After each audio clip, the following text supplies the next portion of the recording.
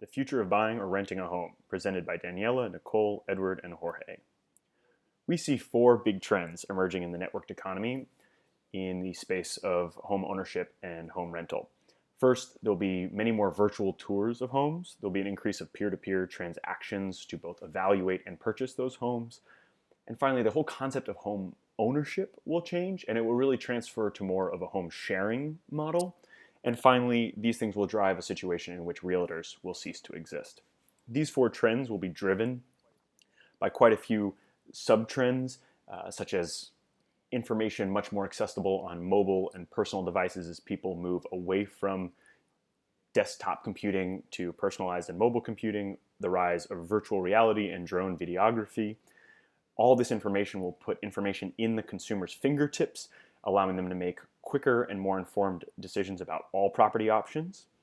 And finally, there will be a need for a highly developed two-sided online platform that can handle all these transactions.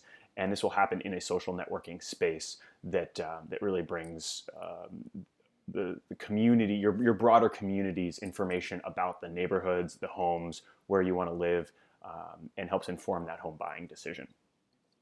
We've seen some really interesting businesses in this space.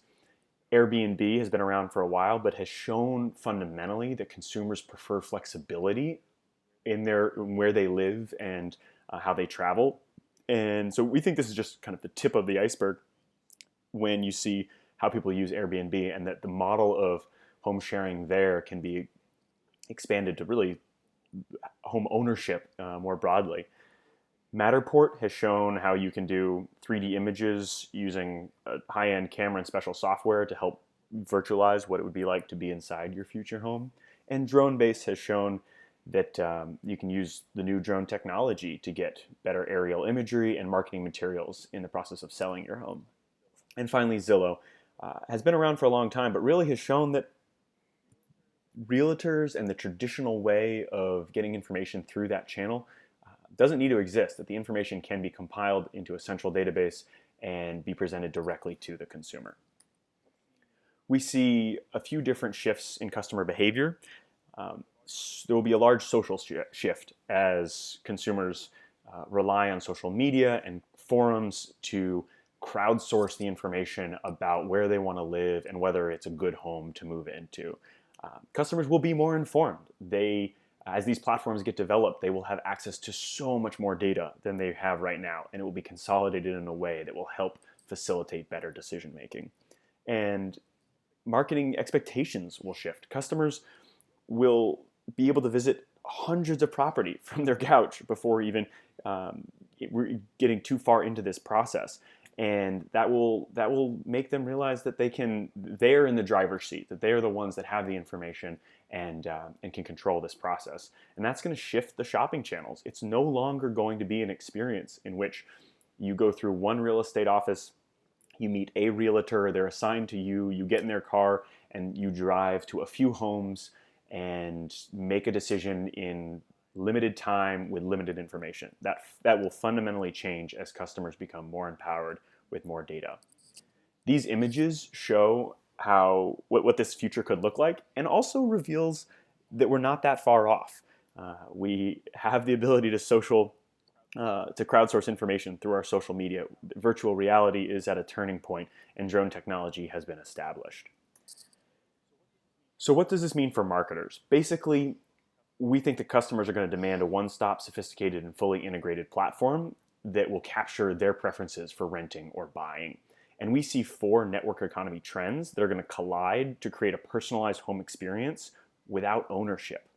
So really what we mean by that is the Airbnb model scaled up to the full home quote-unquote ownership model, where rather than owning a single house, you are going to share your assets in such a way that allows you to have the flexibility to live in different places and not be tied down to one house.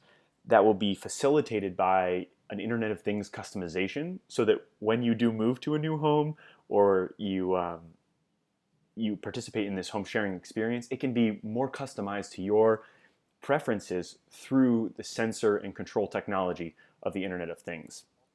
Also, the rise of on-demand services of the network economy, that's going to apply to this by really giving you a home only when you want it, rather than being tied down to a one structure for 30 years that is a major aspect of your wealth, and it may or may not work out for you. You now have the ability to perhaps invest in other ways, but then only own, quote unquote, own a home when you want it, where you want it, all over the world. And we really believe that on-demand service will affect the network economy in those ways. And then finally, simulation will be really important to making informed decisions about where you want to live.